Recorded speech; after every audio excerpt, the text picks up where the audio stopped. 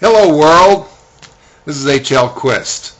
I'm the author of The Aftermath of Greed.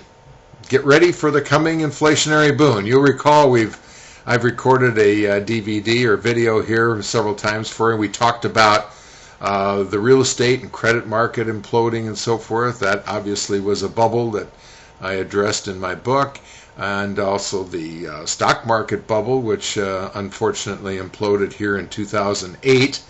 But I wanted to alert you today, unbelievably, there is a third bubble that's about to break, and I wanted to bring it to your attention because obviously we can avoid loss, and there's a great opportunity, I think, that presents itself. But this is the bubble that is about to break is the Treasury bond bubble. And what's happened, it's incredibly, where yields on Treasury debt has reached historic lows. You have to go back to the Depression days to find these yields on Treasury debt. You'll recall maybe back in, let's say, summer of 2007, as late as August, that Treasury bills, that's the short-term money market funds and so forth, were yielding about 5%. Well, today, those yields have dropped to about 1/10 of 1%. It's just absolutely amazing. What's happened is that all of this capital seeking a safe haven or refuge from the market volatility has flowed into these Treasury bonds, and the demand far exceeds the supply, and so the yields have gone down to virtually zero on money market. And you take your 1 or 2 year Treasury note, the yield is under 1%.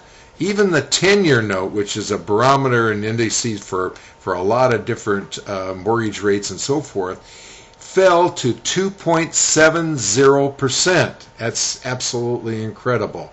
So all up and down the yield curve, the yields have fallen dramatically. Now, for the smart investor, what I call the smart money that got in to this market back in the summer of 2007, they are sitting on realized and unrealized gains of some 10, 20, 30%. Can you imagine having that kind of yield or total return on a Treasury debt? But here's the reason for talking to you today, is that bubble is about to burst. In other words, Treasury yields have gotten as low as they're about to go unless we have an all-out depression, and I don't think that's going to happen. And the smart money that got into this market early, they're about to redeploy that capital elsewhere. And the smart money, they're looking for optimizing their return, which is pretty near that level right now, and they don't want to miss or have a lost opportunity cost. And of course, this money will go into real estate, it'll go into the stock market and so forth. And this is one reason why I see the possibility of a dramatic rally, or what we would call a bear market rally in the stock market coming soon. But what would make this bubble burst in the Treasury bond market?